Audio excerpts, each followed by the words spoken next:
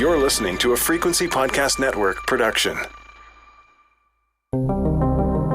This is probably not the most sensitive way to put it, but still, man, I miss the days when conspiracy theories were fun. You know what I mean? Who really killed JFK? How could they possibly have faked the moon landing? Wouldn't it be hilarious if the Earth really was flat? And, listen, the NBA definitely rigged the 1985 draft, and if you don't believe me, you can look that one up. Conspiracy theories are not fun anymore. That's putting it extremely mildly. Instead, they are open incitements to hatred and violence against immigrants, against people of color, gay and trans people, Jewish and Muslim people, and of course, almost anyone in the media or in government. Right now, conspiracy theories and those who believe in them are incredibly dangerous, and they keep proliferating.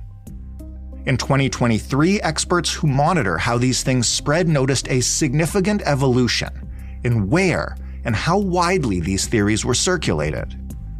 In 2024, with an American election headlining a year with dozens of key elections across the globe, those experts are sounding the alarm. So, what do you need to know about conspiracy theories in 2024? And more importantly, what do you need to know is false? I'm Jordan Heath Rawlings. This is The Big Story. Amarnath Amarasingam is an assistant professor in the School of Religion, cross-appointed to the Department of Political Studies at Queen's University in Ontario, Canada. His research interests are in terrorism, radicalization and extremism, conspiracy theories, and online communities. Hello, Amarnath. Hello, thanks for having me. You're welcome. If you had to sum up the last year of studying conspiracy theories in a word or two, how would you put it? Mainstream. I think most of us who study this stuff are used to thinking about them as fringe ideas and fringe topics, which a few people may, entertain. But I think what we've seen in the last year, but also since the Trump campaign in particular, and then the COVID pandemic, was a kind of mainstreaming of some of these bad ideas and watching them as they became popular, going from, the dark corners of the internet to talked about on kind of mainstream media outlets. You mentioned a couple of them there, but if you had to, could you pinpoint a moment in time when that shift kind of began, when you could see it move from those fringes of the internet into mainstream discussion? Yeah, it's a tough question. I mean, if we were to talk broadly about, trust in government and its gradual decline over the years, the real dive, I think, started with the Iraq War in 2003, and it hasn't really recovered since then. By the time Obama came to office, you also had a very polarized media landscape, which made everything kind of tribal, us versus them, good versus evil. Remember Obama's birth certificate, and he's a secret Muslim, and he was born in Kenya, and it kind of, hasn't really recovered since then. The difference with Trump, I think, was that you had, for the first time in my memory at least, a kind of sitting president daily engaging in a campaign to erode trust in the government that he was controlling. So you can't trust the FBI, you can't trust the judges, you can't trust the media, and so his campaign, I think, starting in 2015, was a major game changer, and I think set the stage in many ways for the second major game changer, which was the pandemic. When we talk about the specific theories that are spreading, and we're going to do that today, sort of looking at 2023, but also what to expect in an American election year, so I'm sure it'll be great in 2024. But is there a difference between the sort of classic conspiracy theories? I'm not sure how to define this, but the moon landing was faked, or the JFK assassination, or whatever, and the modern conspiracy theories that are going mainstream. And if there is a difference, what is it? Yeah, I mean, it might be useful to think about conspiracy theories and define them first. I think there's a bit of a confusion sometimes I see in the public between things like conspiracy theories and basic misinformation, right? And I think part of what most scholars define conspiracy theories as is a kind of belief in a sinister group of conspirators who are orchestrating all that happens for their own benefit. And you really need all three of those components for there to be a conspiracy theory. And so the way to think about that is, if I believe that the COVID vaccine causes infertility, that might just be misinformation. That might just be something I read on the wrong website. But if I believe that the COVID vaccine was manufactured to cause infertility by a sinister group of elites, a shadowy group of some kind to keep the population down or to erode the white population, then you're in the realm of a kind of conspiracy theory, right? And I think the main difference I would say over time that we've seen is the move from, as you say, this kind of event-related conspiracy theories, 9/11 truthers, to Epstein did not kill himself, to JFK assassination, to these more broader systemic conspiracy theories, which scholars like Michael Barkin call super conspiracies, right? This ability of some of these ideas to basically vacuum up conspiracy theories as they go along. And QAnon is a good example of this, is basically anything it encounters, any idea that it encounters, from vaccines to stop the steal to whatever have you, it just kind of vacuums up and makes it a part of its own.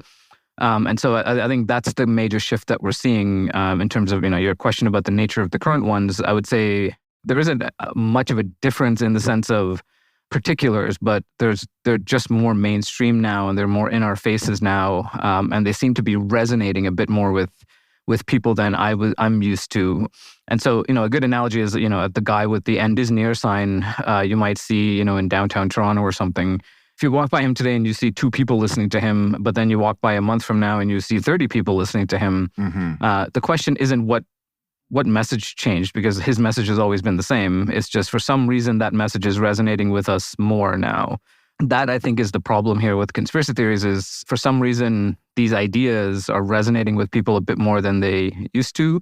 And that's quite worrisome, because we know that conspiracy theories have a load of social consequences. People tend to vote less, they tend to volunteer less, they tend to donate money less, they tend to vaccinate their kids less. And so it really enters people into a worldview of distrust where everything starts to be suspicious and everything starts to be sinister. And it makes sense, right? The world, you can't believe that the media lied to you about COVID and then trust them completely when it comes to politics. Or you can't believe that scientists lied to you about COVID, but then totally believe them when it comes to climate change. So that's kind of what's worrisome, is that it's resonating with a lot more people, or resonating more with people. And that says something about something that's in the water, if you will, in our culture, as opposed to, the message itself, which has always been fairly consistent. This is something that's been evolving for, if you go back to the Trump campaign, almost a decade now, as strange as that sounds. But you also wrote in a recent piece that 2023 marked a quote, significant evolution for these types of conspiracy theories. What did you mean by that? One of the well-known facts about conspiracy theories is they tend to rise during moments of crisis, right? They tend to come in and give people an explanation. They give you someone to blame. They give you someone to hate. They provide an explanation that reduces the sense of chaos. What scholars like Timothy Melly have called agency panic, this idea that you're losing control over your reality.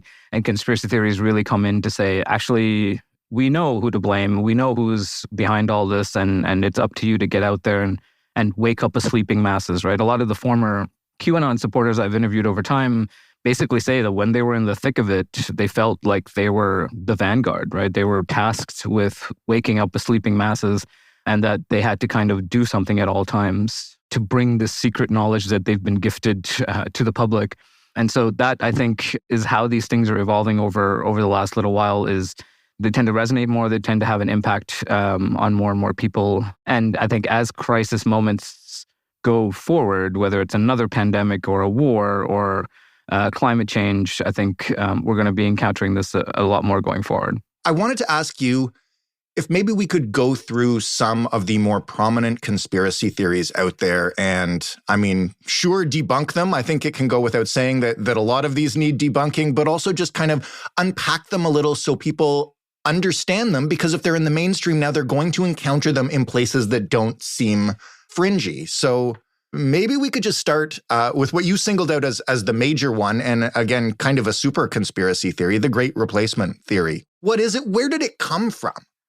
So the Great Replacement theory basically says that white European populations are being deliberately replaced ethnically and culturally through migration and the growth of minority groups, right? And so That might sound familiar as, oh, that sounds like, neo-Nazi groups or something. But just sounds like regular racism. Yeah, exactly. So like while elements of that have always been part of these far-right groups, it really got going with this French writer, Renaud Camus' 2011 book called The Great Replacement. And he basically said that elites, quote unquote, are plotting the replacement of white Europeans through mass migration.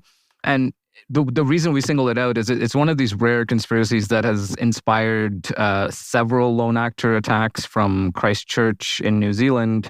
The manifesto that he wrote was literally called The Great Replacement, to the Buffalo shooting, and even closer to home, Nathaniel Veltman in London. Mm-hmm. All of these kind of concerns that something about their in-group, whether it's Western cultural in-group or the white race is under attack and is being slowly replaced, right? So what's dangerous about it, I think, is the theory itself is a kind of call to action. What are you doing to protect your people? You have, you could follow examples from other attackers that have done it well, and you need to follow in their example. You need to stand up and do something before your people completely disappear. This white genocide kind of argument.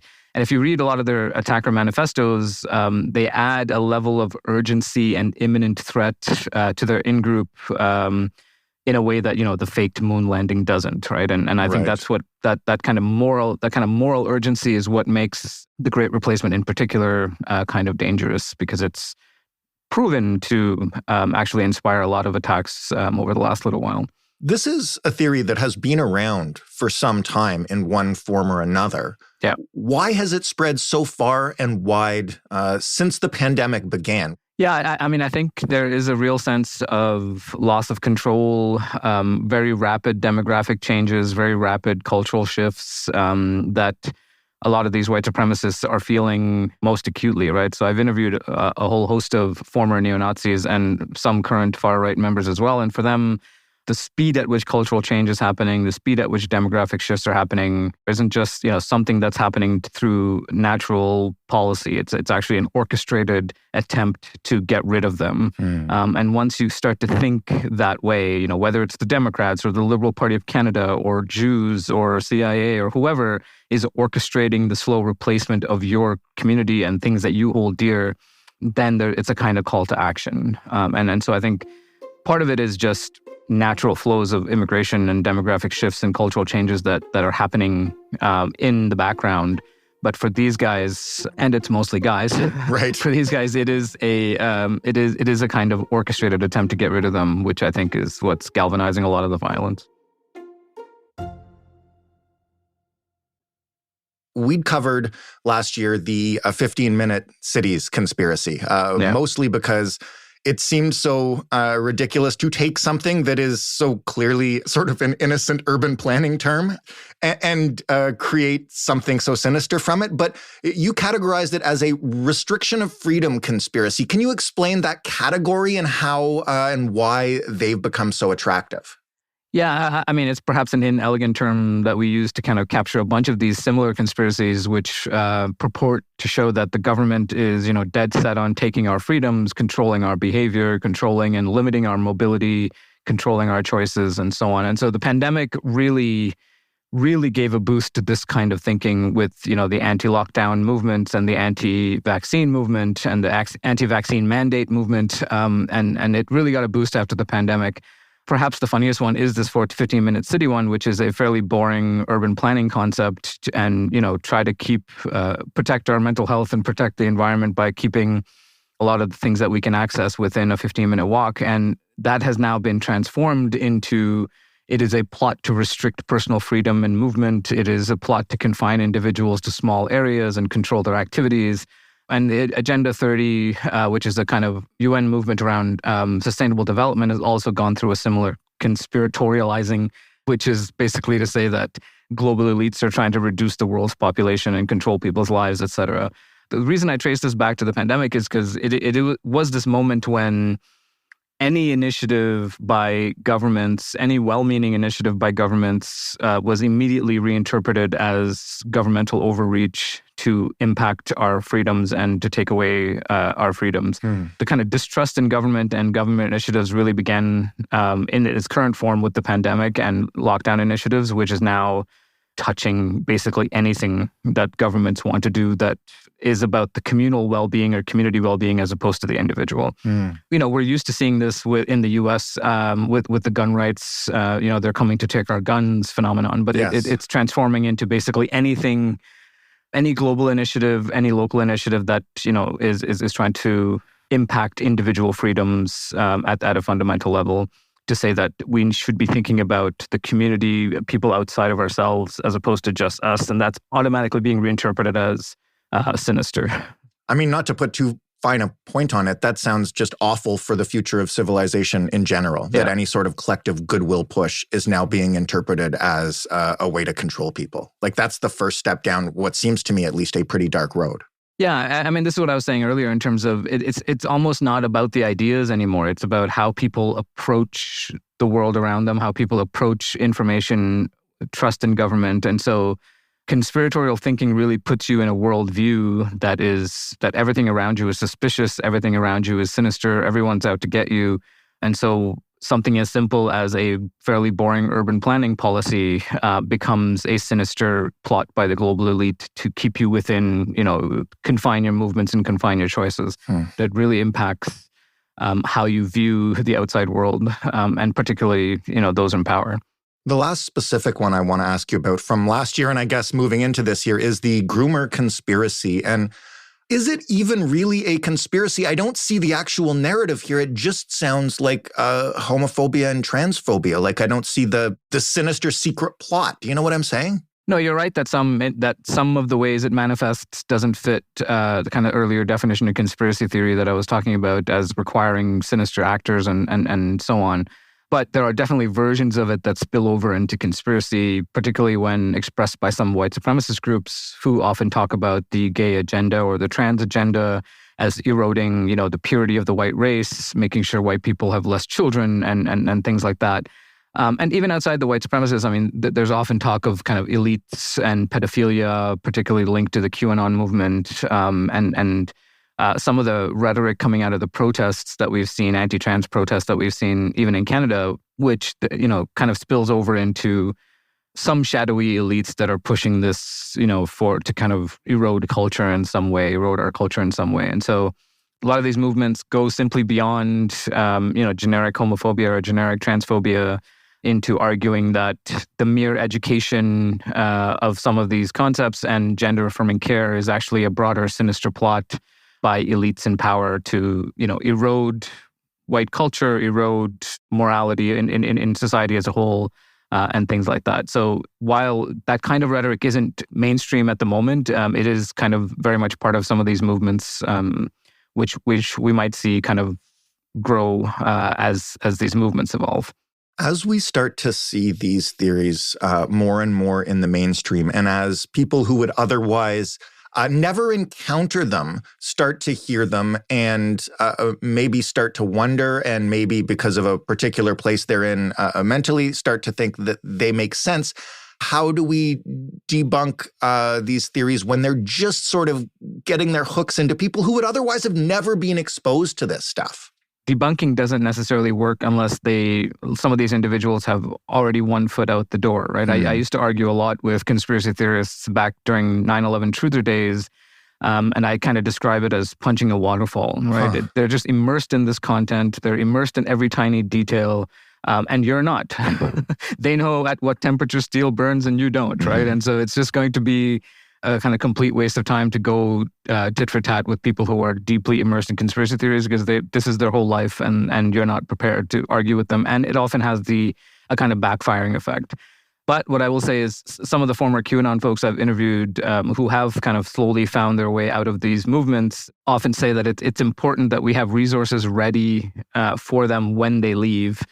Sometimes it's just as simple as having family members who, instead of dunking on them and calling them stupid for, daring to fall for something so dumb, just kind of embrace them back into the fold and help them be part of the family again.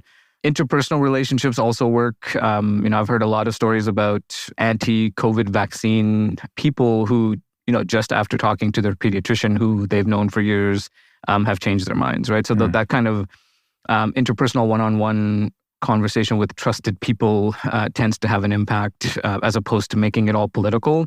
And I think, turning down the temperature of our politics is also quite key in terms of the broader importance of this, because, not everything has to be cosmic, not everything has to be tribal, not everything has to be us versus them, which I think is important. But in terms of, early on, it's very difficult. I mean, I think there's some work that says pre-bunking has some effectiveness, which basically says that you tell people that what kinds of information they're going to be introduced to. Right. So when they are eventually introduced to it, they kind of have a guardrails up to kind of process that information. If they're receiving this information completely out of the blue and it seems like something is being hidden from them, or someone's trying to pull the wool over their eyes, all of a sudden these ideas become attractive. And so I think getting people more aware of some of these things has shown to be somewhat effective. But yeah, it's very difficult once they go down the rabbit hole, fully. Well, maybe before you go then, and this has been fascinating, I will ask you for a little bit of pre-bunking. Are there any theories out there now, or variations on theories that you are seeing in the fringes that you mentioned earlier, that as we move into an election year and this stuff proliferates further, that might be more mainstream, that people might encounter? Yeah, I mean, it's not so fringe, but we have, 40 elections around the world this year. Oh, boy. And right-wing populists are kind of gaining steam in quite a few of them, or some of them. And so I think this broader populist rhetoric is also closely linked to conspiratorial thinking, right? Populism basically says that there's us, the common people, the pure people, the true Canadians, the true Americans, and then we are constantly at war with these quote-unquote elites, which can be the media, academics, researchers, scientists, government, etc. And so it really creates this kind of us versus them rhetoric, which has proven to be quite popular during the Trump campaign, during the Vivek Ramaswamy campaign, during the Modi campaign in India. And so what these elites are up to tends to, often manifest in anti-immigrant rhetoric, talk about borders, talk about closing our borders, and of course, kind of anti-Semitism and Islamophobia. The elites often get coded as, Jews, if we think about the Protocols of Elders of Zion or the Illuminati and so on.